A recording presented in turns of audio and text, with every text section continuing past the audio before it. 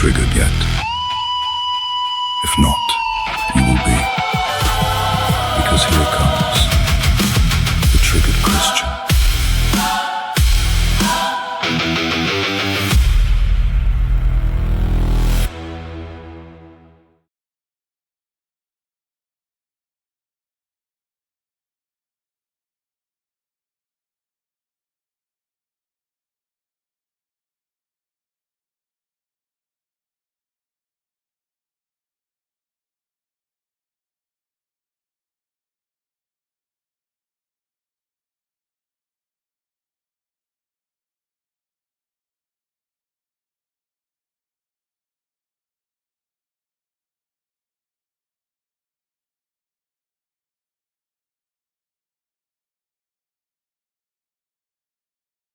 Okay, where is our lovely lady?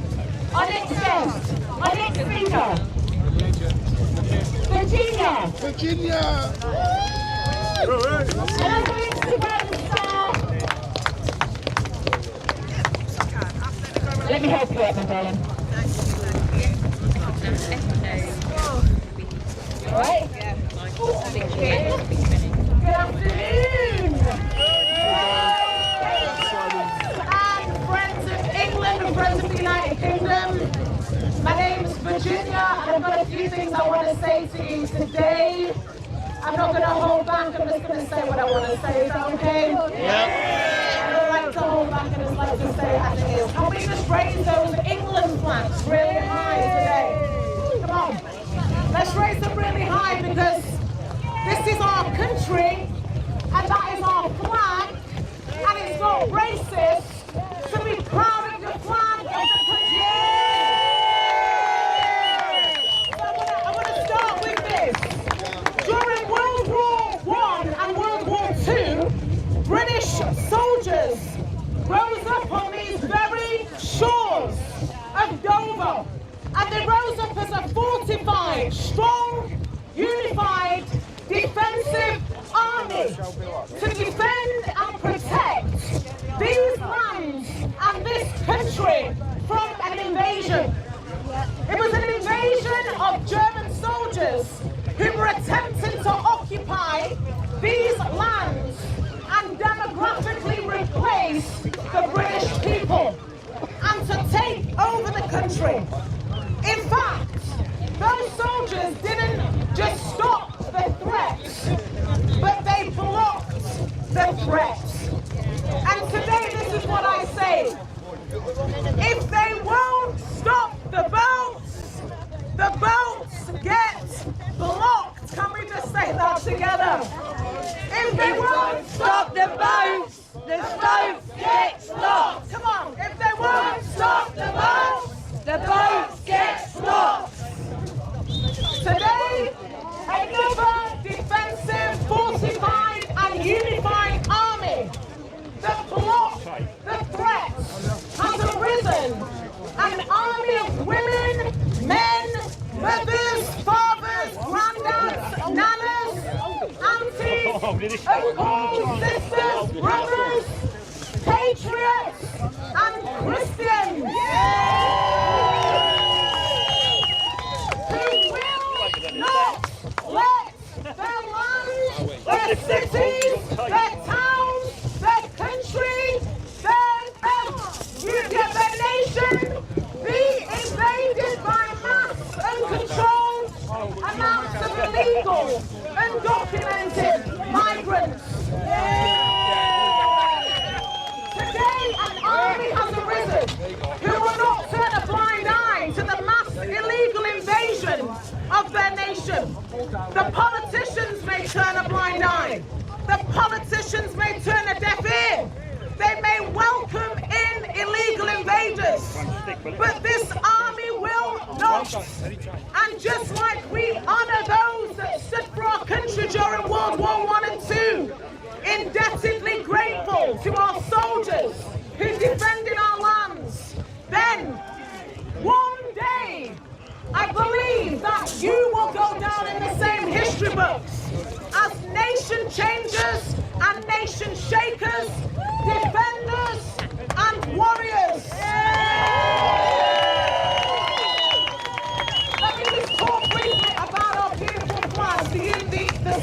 George flag specifically. This flag, the reason I love this flag so much is for several reasons. But firstly, because it's the flag of my nation. But not only that, because of its roots and its heritage. St. George was a Christian martyr who shed blood for Jesus Christ and his Christian faith. Our nation's flag is built and founded on the grassroots of Christian warrior blood. Christian warrior monks who came here 1,500 years ago and built churches, monasteries, built and founded this nation upon our beautiful Christian faith and beautiful Christ. 1,500 years ago, 1,500 years of Christian history. Christian history, let me tell you this, it's something worth guarding, and it's something worth protecting, and it's something that I believe is at threat and risk by illegal invaders. Listen, not only is our heritage, our Christian heritage at risk and threat because of mass migration from predominantly Islamic countries. Not only is there a mass illegal invasion of men from Islamic countries via small boats, but there is an invasion of men who are a national security risk, threat and danger, not only to our way of life, but to our men, our boys, our women, and our children. A threat to our safety, peace, and security. Listen to this. 1,000 years ago, an army of Christian warrior monks, known as the Crusaders, wore this flag, the St. George flag, proudly on their chests, as a symbol of courage and bravery. They rose up to defend and attack the threats and dangers associated with Islam. They defended their women, they defended their children, they defended their faith, they defended their lands, they defended their country. And today, I see a warrior-like, crusader-like spirit that is alive in each one of you. I see it in each one of the pink ladies. I see it in each one of you stood here. A warrior-like spirit that is not ashamed of its heritage, that is not ashamed of its skin color, because white lives matter. My mother is white. White lives matter. My great-grandfather, who fought in World War I and II, is white. My nieces are more white than they are black, and I say this because white lives matter. Yes. They might not matter to the policing system, but they matter to you and they matter to me. And we just remember Henry Novak. Yes. He died as a result of police injustice and racist critical race theory. Let me just say a few more things. We have an out-of-control migration system. We have floods of people coming in, moving in from other continents. We have a demographic, cultural, and religious replacement. You just have to look at certain parts of the United Kingdom to see that we have a cultural, demographic replacement. We have a religious, demographic replacement. Our culture and heritage is at risk.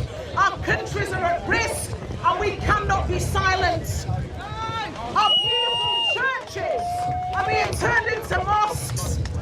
We don't want to hear the Islamic call to prayer. We want to hear the church bells ringing again. Thank you.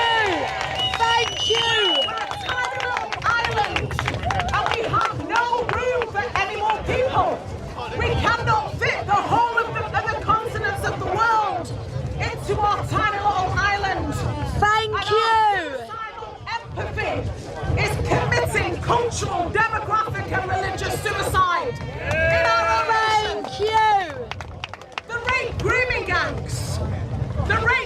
gangs happened because of an out-of-control immigration system. Because of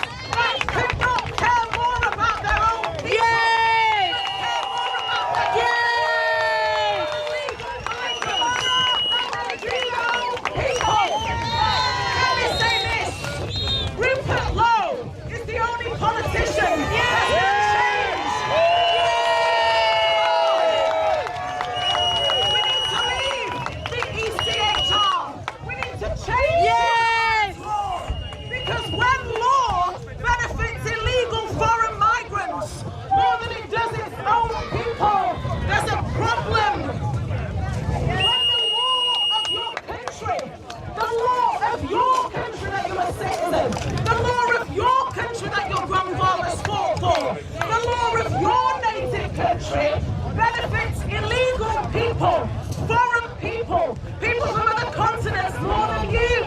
That is a problem, and that's a Thank you. make some noise.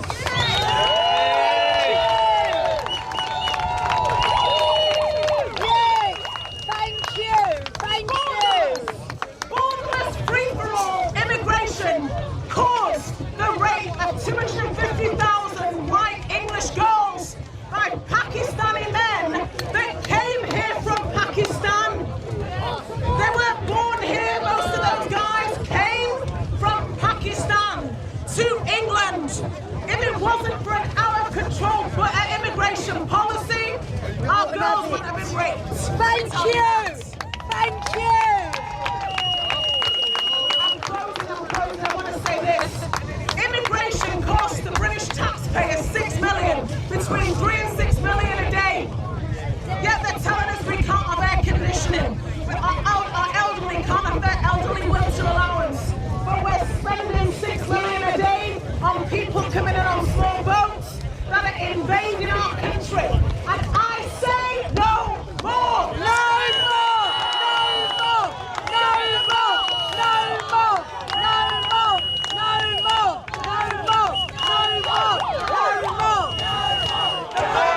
No more. No more. Rapes, the grooming gangs, Rhiannon White, Rhiannon White, Wade Broadhurst, the terrorists that have bombed Manchester Arena in 2017, illegal immigrants, people that came from other countries that shouldn't have been in the country in the first place, putting people at risk. Close the borders! Stop the boat. Stop the boat. The borders! I'm not even saying that the boat should be cut off. Stop the boat. Stop the boat. Stop the boat. Stop the boat. Stop the boat. Stop the boat. Stop the boat. We don't just need to stop the boat. We need to close the borders. We need to stop immigration for 5 years. We need to sort the mess out. We need to get a control of our border. We need to get a control of our nation. We need to deport thousands of people out of this country. As my sister said before, Paula, she said this: the ECHR benefits foreign illegal criminals that are raping and abusing kids in Britain more than it does the victims of the rapes. If you commit a crime in this country and you were not born in this country and you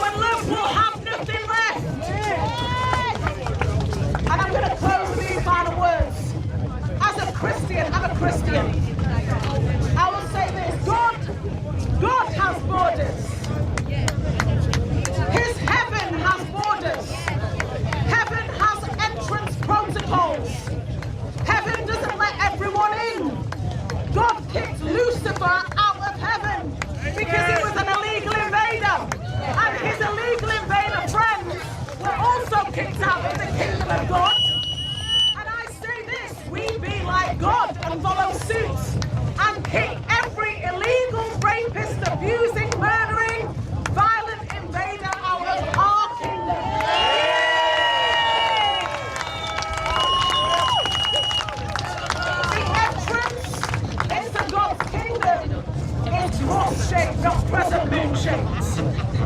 And anyone entering must come through Jesus Christ.